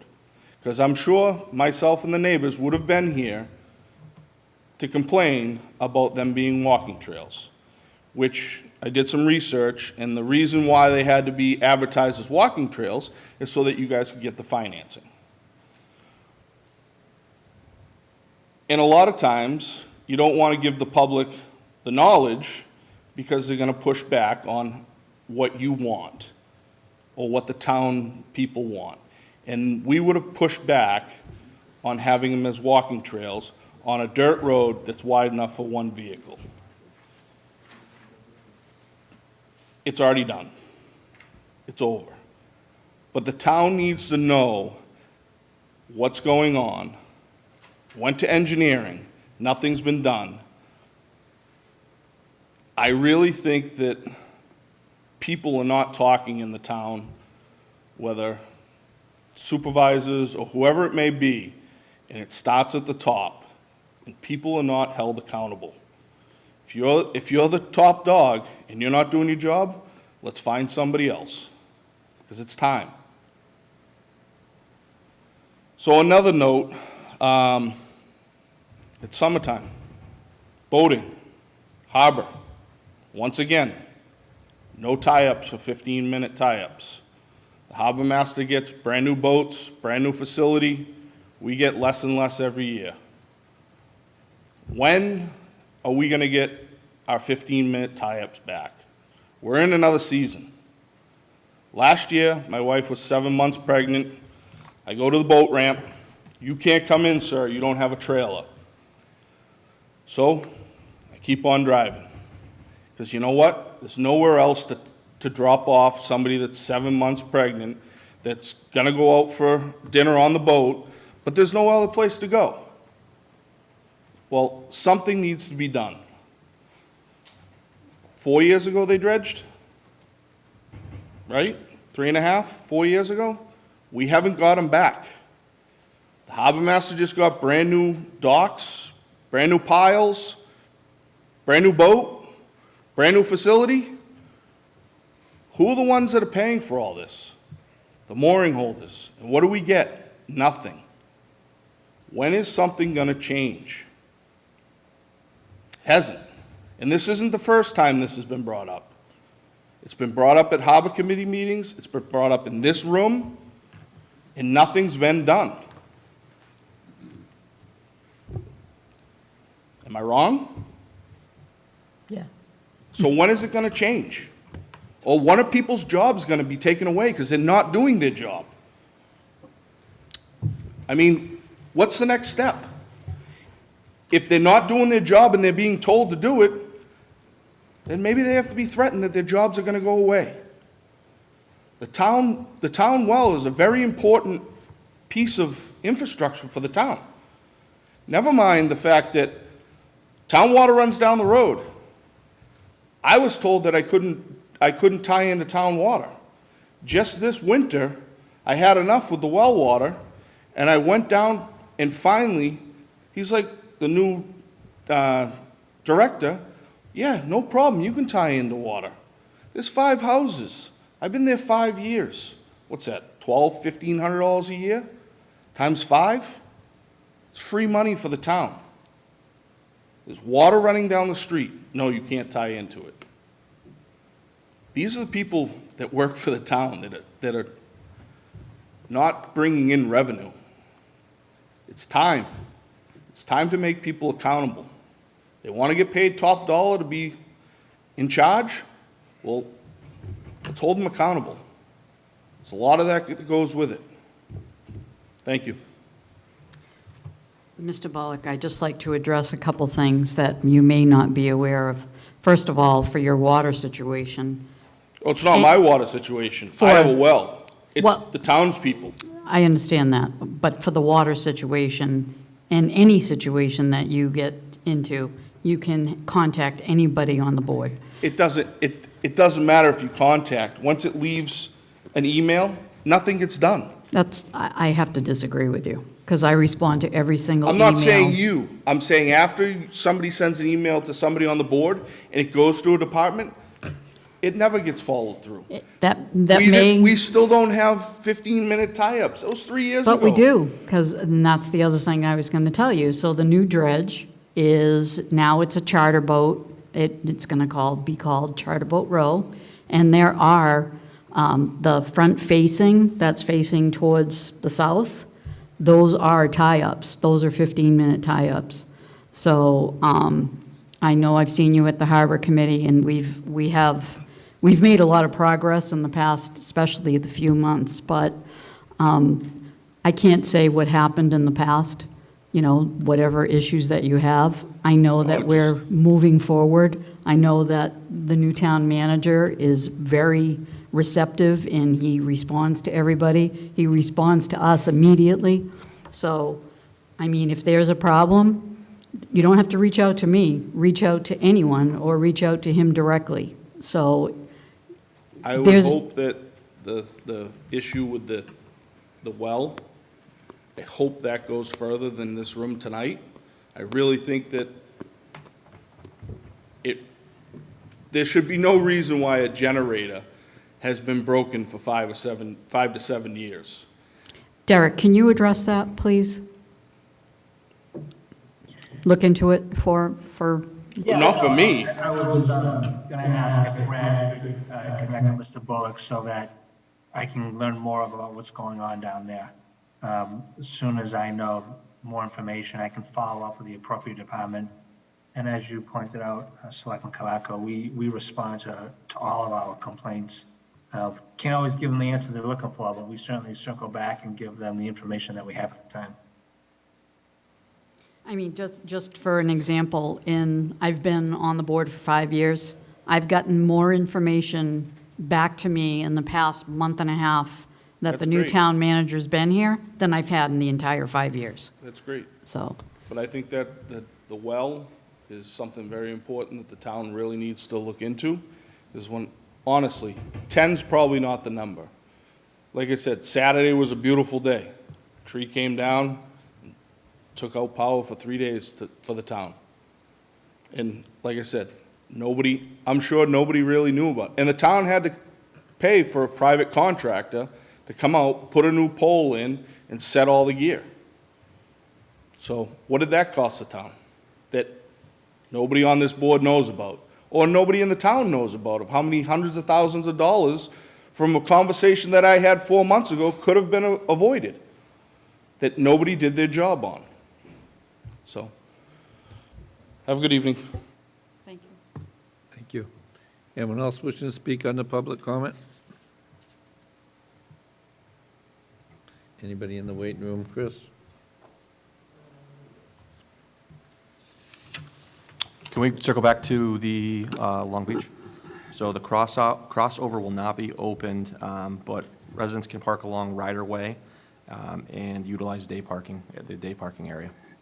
Is there a reason why the crossover won't be open? It's part of the management plan, due to the management plan. Okay. I think we need to change the management plan. Yeah, but if it's mandated, we can't. If it's the Plovers, I don't want to get going on that, but Don't start with the Plovers. I'm not, I'm just saying. If it is, you can't change that, that I know. Is it the Plovers, Everett?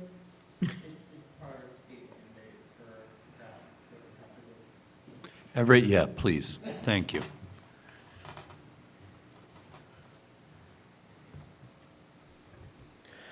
It's partly state mandated. We had to go through the state environment department and for the actual changes to the management plan. Also, even when parts of the management plan over the past few years are being contested, and we also opened up the habitat conservation where we allowed escorted vehicles onto the beach during plover season to allow more time for past owners to actually reach the crossover. So there are times that we do have to start looking at the plan over again, but we just want to make sure that if we do start looking at it, the town is willing, if needed, to provide funding if necessary for any court battles or any mediation that may be needed through the state and the town.